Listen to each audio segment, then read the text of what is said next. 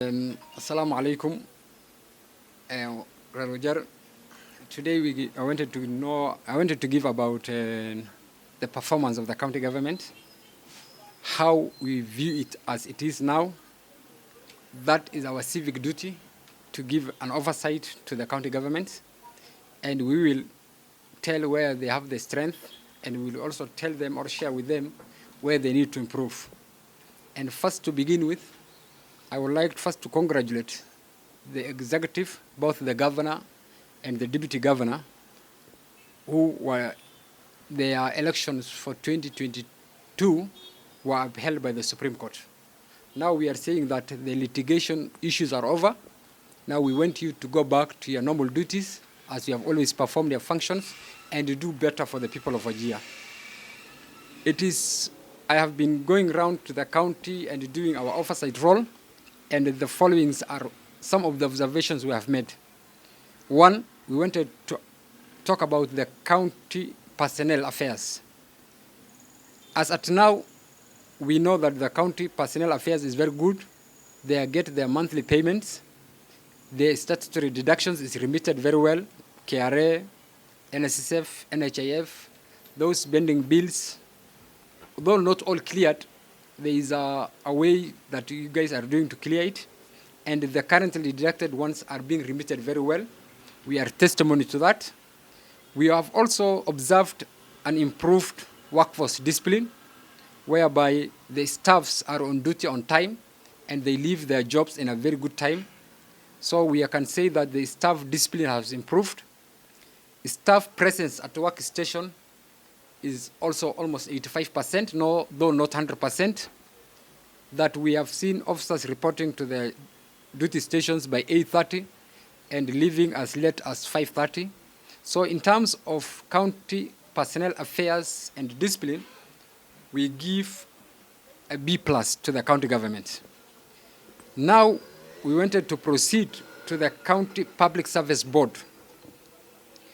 We have observed that the County Public Service Board lacks autonomy. They are not independent.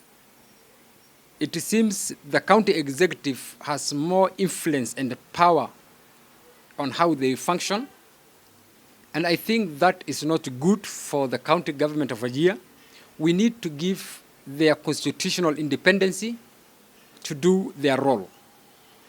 And I think in the future, we need to have a constitutional amendments on the County Government Act so that the County Public Service Board may have its autonomy and independency in terms of even financial and their accounting, so that they can have their own accounts to be independent enough. Because once their budget is being controlled by the executive, then they are not, they don't have that freedom and independence. I think the Public Service Board of Wajir is under siege, and that should not be the way it is. So in terms of the performance of the Public Service Board of the County of Wajir, we give them a C-. The other thing we wanted to know is about the developmental projects and service delivery. If we see in the last roughly 1 year that this government was in power, so many projects was commissioned. And I think that is a move to the right direction. If projects are being initiated and some are ongoing, some have been completed, I think that is a move to the right direction. If we start with the Ministry of Health, there have been a lot of works going on in the Ministry of Health in Wajir County, and we have seen there is an adequate supply of pharmaceutical and non-pharmaceutical items, though we have mostly concentrated on the level 4 hospital of the county headquarters. We need these things to be devolved and taken further to the interior of the other sub-counties, which we will going to do checkups and rounds, and we're going to know it. So in terms of supply of pharmaceutical and non-pharmaceutical items, it is very nice, as at now there is no alarm. The other thing was the fencing of the level 4 hospital, that the county government of Wajir did a very good job to fence the level 4 hospital, because before that fencing, the security issues of the patients were very bad. At a time, even it was reported that a mentally patient has disappeared from the hospital. The other thing we have seen is there is a 24-hour security in the referral hospital offered by both armed officers and a private security firm. So that was a good one, and we recommend that. The other thing we have seen in the county hospital is a blood transfusion center, which is ongoing. And I think once that is completed, then that will going to boost a lot and help us a lot. The other thing we have seen ongoing is the accident and emergency center at the Wajir County Referral Hospital.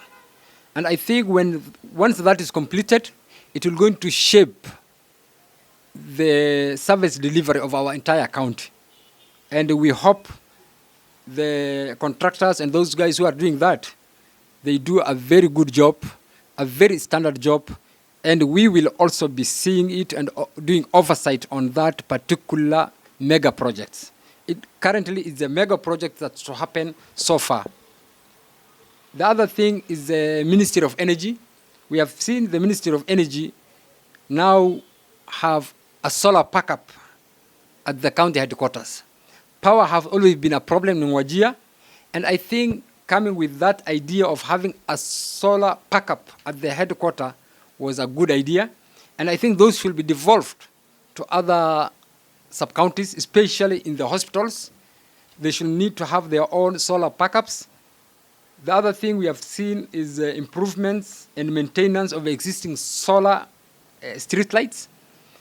In this particular project, we have some query in it, which was that the bulbs which were used to light those solar panels is a weak one, and it doesn't give enough lights at nights.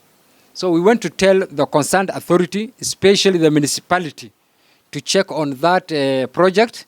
Though there is enough lights at nights, which is provided by these solar streets, however, their light seems to be dim, and it's not much bright. So we want to know what happened.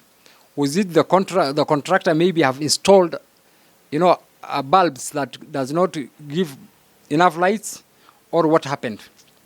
So there is a room for improvement in that, but it was good because when there is no power in the town, those street lights have been good and helping us to light our streets. The other thing is the municipality. The Wajir municipality, one was about the fencing of Wajir dam sites. Despite there being resistance from the residents, we have seen that the fencing is currently continuing and it's ongoing. I will not comment more about that because we have seen people have opposed that. There was a court battle in it. However, the county government have gone their way and they did the fencing. The fencing is ongoing. The other thing we have seen very newly and they're putting is about the plastic waste management plant, which is at the tendering stage. We will see how that tender is awarded and maybe what is the way forward about it and how it is going to improve our environments. The other thing was the improvement of roads, Department of Roads, improvement and maintenance of roads, which I think that one has to be done very keenly and very well, because our roads have now got bad shape, and I think they need to come and do that job. A good contractor who is able to the task must be given to that job, and I think as it is now, the contractor who was given that position is struggling to do it, and we need to see how we can help him. The other thing is about education. The Ministry of Education, there is a lot of issue in these departments. One, it is about the ECD feeding programs. The ECD feeding program has not kicked well in our institutions, and I think the concerned authority must come out boldly and tell us what has happened. Because when we have been visiting these schools, some of them have not received their feeding programs or their food for almost 3 to 4 terms. And I think that one is very disturbing. These are kids under 5 years, and they cannot go in hunger. The other thing was learning materials. From July, those schools received a small quantity of books, rubbers, pens, sharpeners, though not adequate. So we want to tell the ministry concerned that those learning materials must be adequate for all learning institutions. Some institutions has not received, some received, so we don't know the criteria the ministry use to disperse those learning materials or the feeding program food. So they should come up with a modality that is equal to all, that does not enfranchise others. So if this school A is getting, school B must be getting. The other thing is about the sanitary pads and the underwear and the undergarments for schools. And this project was kicked by the same ministry, which is the Ministry of Education, County Government of Wajir. However, there is a lot of public outcry. Some schools have said they have not received it. Some received it.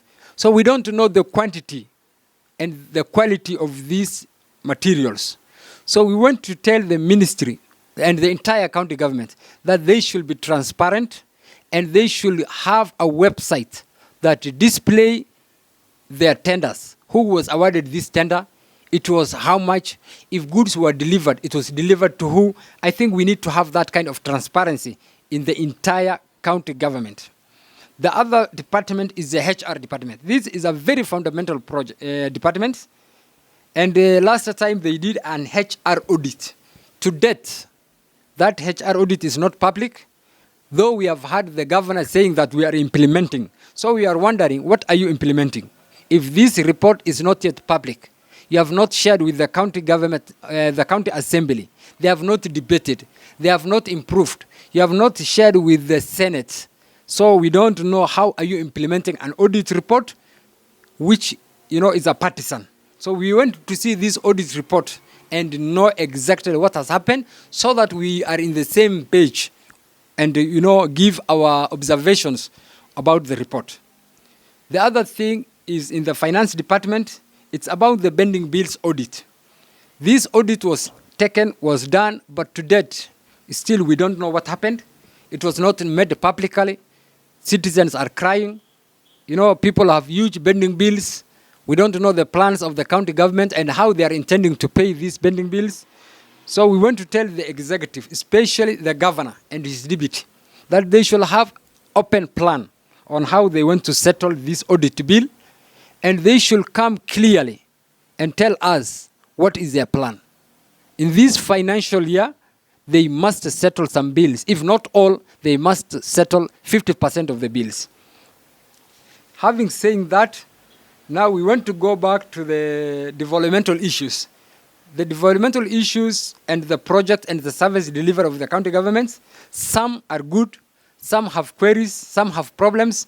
So we need to know the county governments have a good plan for their project. And every project that is started must be completed. They should not be stalled projects. And I think as at now, those projects are either in the starting stage. Some are in the starting stage, some are completion. So we want to give the county government of Wajir, in terms of developmental project and service delivery, a grade of C+. So far, so good. But still we have some queries somewhere, and we will come to know that.